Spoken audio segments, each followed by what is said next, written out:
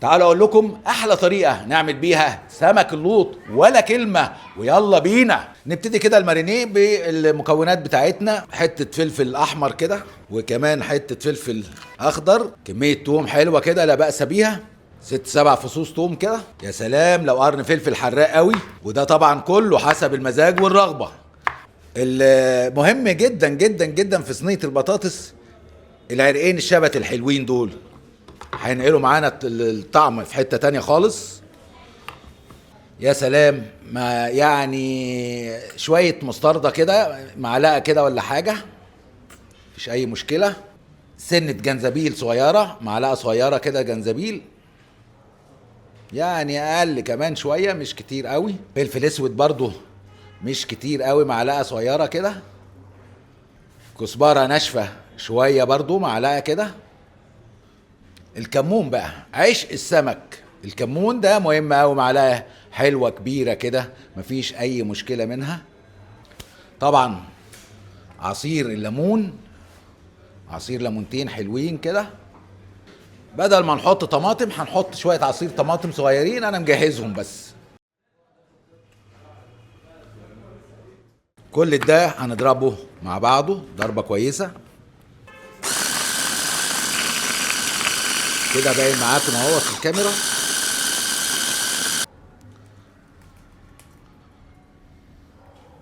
ندخل بقى بشوية عصير الطماطم زي ما احنا، نزود شوية هنا مفيش أي مشكلة. ومهم قوي بقى شوية زيت زيتون، سنة مستردة صغيرة كمان معانا، حلو قوي كده. كل ده نضربه ضربة كويسة كده بالسلك بتاعنا. وطبعا ما تنسوش الملح، معلقة ملح كويسة كده زي الفل. احنا عندنا اختيارين دلوقتي، ممكن نقطع السمك وممكن نعمله سليم زي ما هو.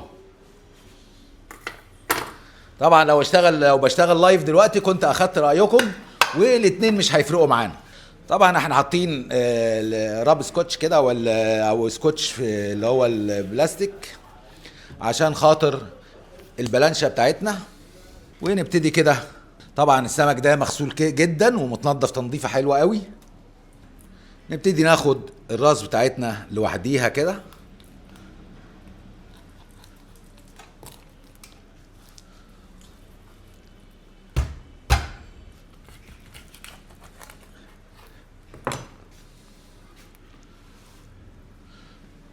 نحط على طول في المارينيه. الجزل بتاعتنا طبعا دي في ايدينا احنا، اللي بيحبها تخينه قوي ماشي، اللي بيحبها رفيعه ماشي. هي لو يعني المسافه بتاعتها سنت ونص كده ولا حاجه، يعني نقدر نقول عليها يعني كانها انش مثلا كده، حلو قوي.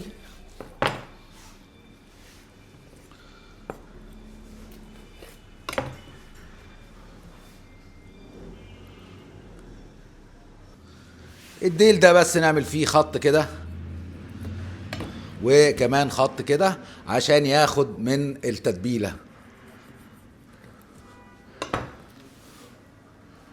نيجي على السمكه التانيه، نفس الكلام اللي عملناه في الاولى هنعمله في التانيه. وبرضو الديل نعمل فيه فتحه حلوه كده، وبرضو من الناحيه التانيه فتحه حلوه كده عشان المارينيه يتغلغل جوه السمكه تماما زي الفل.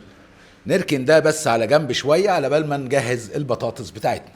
والبطاطس بتاعتنا الحلوه دي نبتدي نقطعها سلايسز.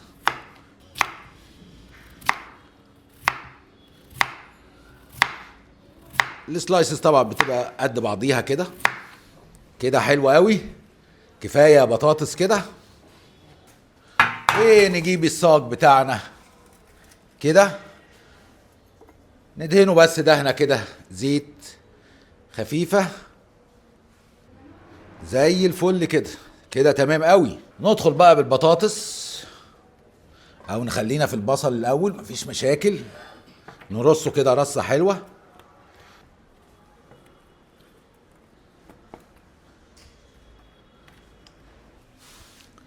ممكن شويه فلفل الوان نوزعهم كده برضو تمام.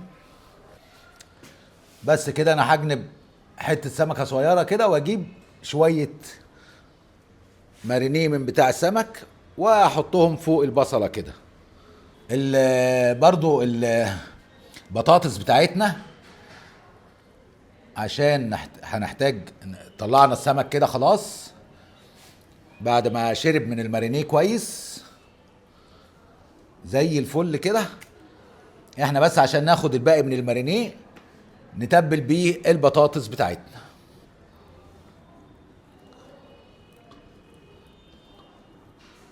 حلو كده زي الفل. احنا بس حريصين على ان احنا ما نوسخش اواني كتير او مواعين كتير. بطاطس بتاعتنا كده نقلبها تقليبه حلوه في المارينيه الباقي من السمك. بسم الله ما شاء الله تبارك الله، 10/10. برضو الرص البطاطس بتاعتنا رصه حلوه كده، 10/10. ايه الحلاوه دي والجمال ده يا سيدي يا سيدي، على الابداع والفن. يا سلام، كأن البطاطس عاملينها بالمقاس بالظبط، بالمزوره يعني. نيجي بقى شويه المارينيه برضو كده فوق البطاطس كده تمام، 10/10. بسم الله ما شاء الله، في احلى من الابداع ده والجمال ده. نيجي بقى السمك بتاعنا الكينج بتاعنا، سمكة لوط محترمة قوي، نرصها برضو كده. شايفين الابداع والجمال؟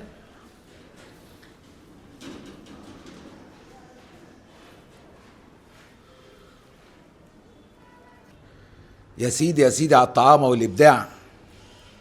وبرضو الباقي من المارينيه نبتدي نوزعه كده فوق السمك. كده جهزنا الورقتين الزبدة الحلوين، بس غطا شوية كده ورقة الفويل بتاعتنا الحلوة بقى، ونقفل تقفيلة حلوة.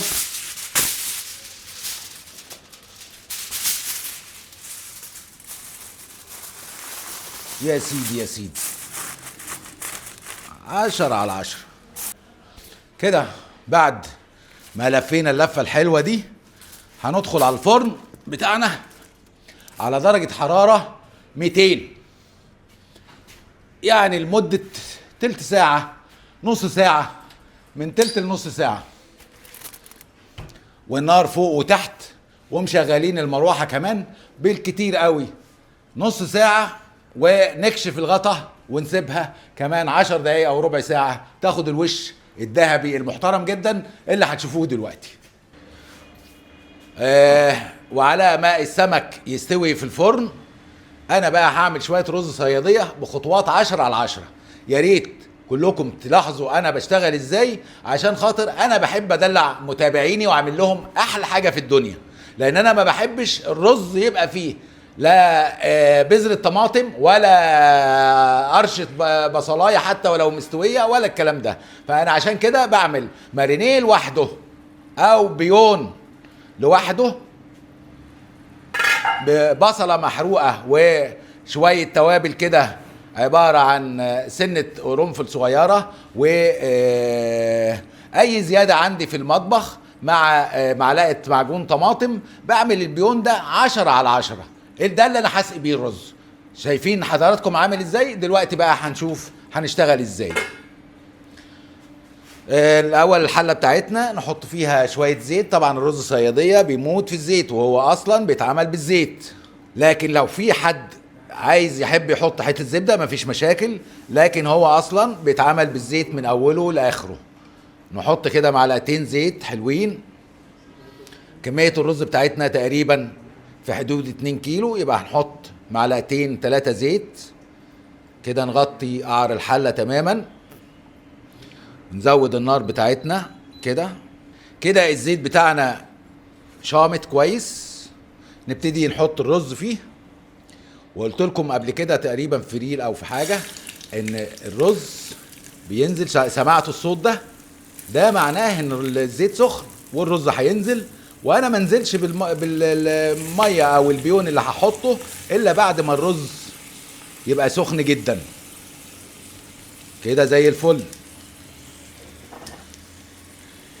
ندخل نقلب كده كويس لغايه ما الرز يسخن معانا تسخينه كويسه. لازم الرز يكون سخن جدا، والبيون اللي انا بحطه او الشوربه او وات ايفر حتى الميه لو رز ابيض عادي مفيش مشاكل، يبقى بيغلي زي ما حضراتكم شايفين كده، بتغلي قدام اهيت معاكم زي الفل. بالنسبه لست البيت بقى عشان ما تنساش، دي دايما مشاكل بتقابل ستات البيوت، انه بعد فتره يكتشفوا انهم نسوا الملح، وده اساسي في الرز. يبقى انا والرز لسه قدامي وانا بقلب فيه احط الملح بتاعي.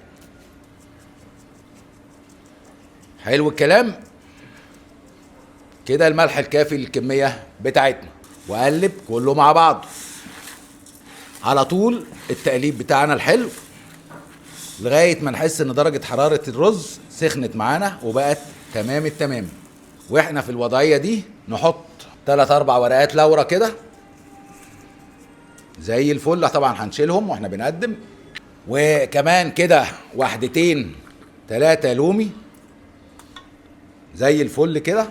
سنة فلفل اسود صغيرة مفيش اي مشكلة. سنة كمون صغيرة خالص خالص خالص كده زي الفل. نقلب التقليبة الحلوة بتاعتنا. شايفين الدنيا حلوة معانا ازاي؟ الامور ناخدها ببساطة. المطبخ فن، وانا ادير المطبخ وانا بشتغل كست بيت، ادير الدنيا بمزاجي، احس ان انا بابدع في الشغل. هيطلع معاكي الاكل يبسط الاسره كلها ويخلي اولادك طالعين بيك السما. كده الرز بتاعنا سخن، شايفين الدخنه اللي طالعه منه اهيت. الرز بتاعنا كده سخن بقى زي الفل. ابتدي الخطوه اللي بعد كده ان انا اسقي الرز بتاعي بالبيون اللي انا جهزته، وقلت لحضراتكم انا مجهزه ازاي. كده احلى دلع، حبايه رز تطلع لا فيها بصلايه ولا فيها حاجه، وفيها طعم اغنى واحلى. كده نحط المصفى دي كده، وبعدين ابتدي انزل بالبيوم بتاعي كده.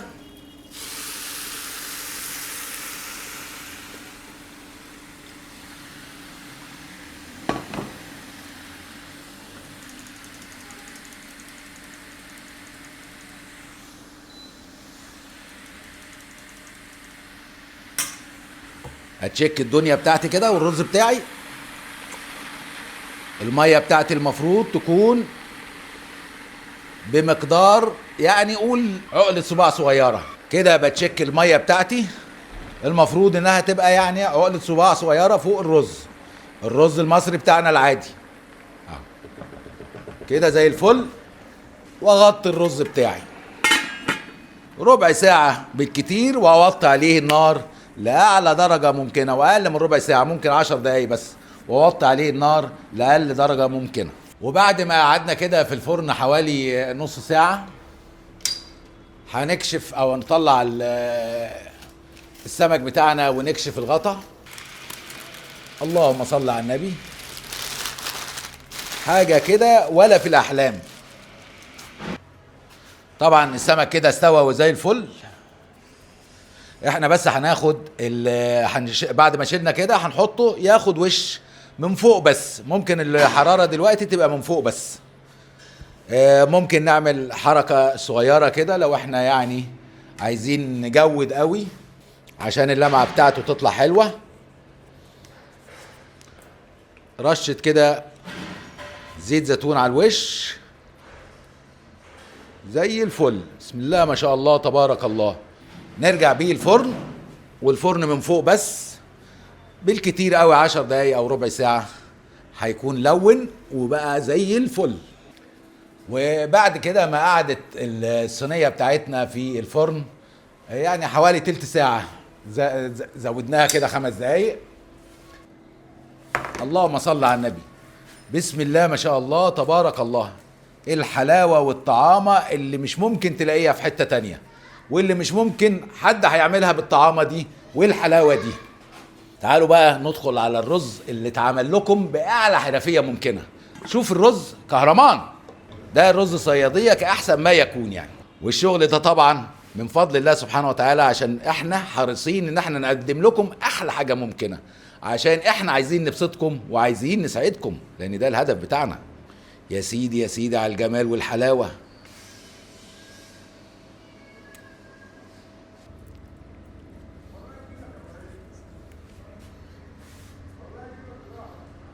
شايفين الجمال والحلاوة دي؟ بسم الله ما شاء الله تبارك الله، اللهم صل على النبي. كده عملنا لكم احلى سمكة لوط في الدنيا. وعلى فكرة سمك اللوط سمك ممتاز، سمكة بيضة جميلة وكمان متماسكة وتطلع معاك زي الزبدة 10/10. وما تنساش طبعا تشتركوا في القناة وتفعلوا زر الجرس عشان يوصلكم مننا كل جديد، وتعملوا لنا فولو على الانستجرام والفيسبوك. وما ان شاء الله مع الشيف احمد الصعيدي بألف هنا، وادعي لي